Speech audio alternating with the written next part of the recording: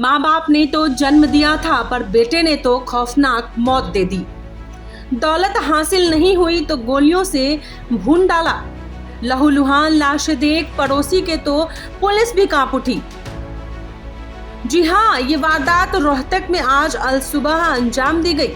रोहतक में बबलू हत्याकांड के बाद एक बार फिर रिश्तों को कलंकित करती हुई खबर से शहर हिल गया है। एक और कलयुगी बेटे ने अपने सोते हुए माता पिता को गोलियां मारकर मौत की नींद सुला दिया। मामला शहर की जनता कॉलोनी का है। आज अलसुबह प्रसिद्ध तारा होटल के संचालक और उनकी पत्नी की जो गोलियां मारकर हत्या कर दी गई।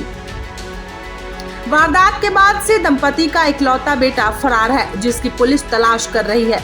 पुलिस का कहना है कि प्रारंभिक जांच में मामला प्रॉपर्टी विवाद से जुड़ा दिखाई दे रहा है। दंपति के बेटे के मिलने के बाद पूरी वारदात पर से खुलासा हो सकेगा। शिवाजी कॉलोनी थाना प्रभारी इंस्पेक्टर शमशेर सिंह ने बताया कि शनिवार सुबह करीब 4:45 बजे मृतकों की बहू ने वारदात की सूचना पुलिस को दी। सूचना मिली कि काठमंडी रोड स्थित तारा होटल मालिक चंद्रभान और उसकी पत्नी निशा की जनता कॉलोनी स्थित मकान में सिर में गोली मारकर हत्या कर दी गई है। दोनों के शव लहूलुहान हालत में घर के अंदर नीचे वाले कमरे में पड़े हैं। दोहरे हत्याकांड की सूचना पाकर पुलिस मौके पर पहुंची। दोनों के सिर से खून बह रहा था। गोली सिर के अंदर कान के पास से नजदीक से मारी गई थी। पुलिस ने घर में मौजूद दंपति की पुत्रवधू से पूछताछ की, क्योंकि होटल मालिक का बेटा मौके पर नहीं मिला। पुलिस ने बताया कि बेटे के फरार होने से शक उसी पर जा रहा है।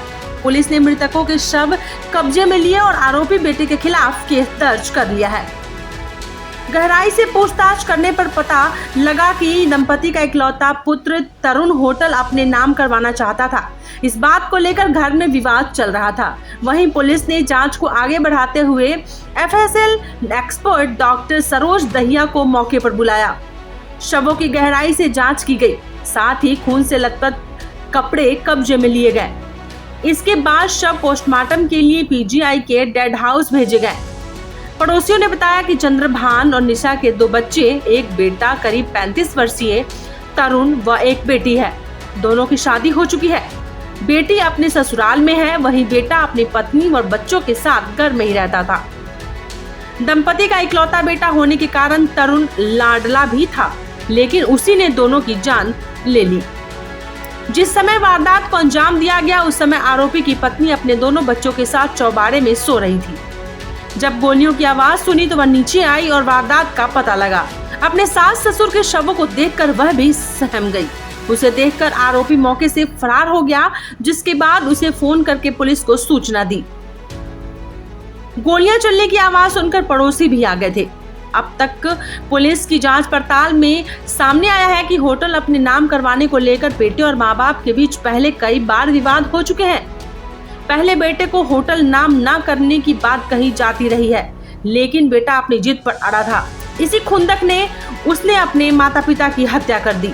जिस तरह से गोलियां मारी गई है, उसे देखकर लगता है कि हत्यारा नहीं चाहता था कि वह जिंदा बचे, इसीलिए उसने सारी गोलियां दोनों के सिर पर ही की हैं। किसको कितनी गोली लगी है, इस बात का पता पोस्टमार्टम होने के बाद ही चल पाएगा।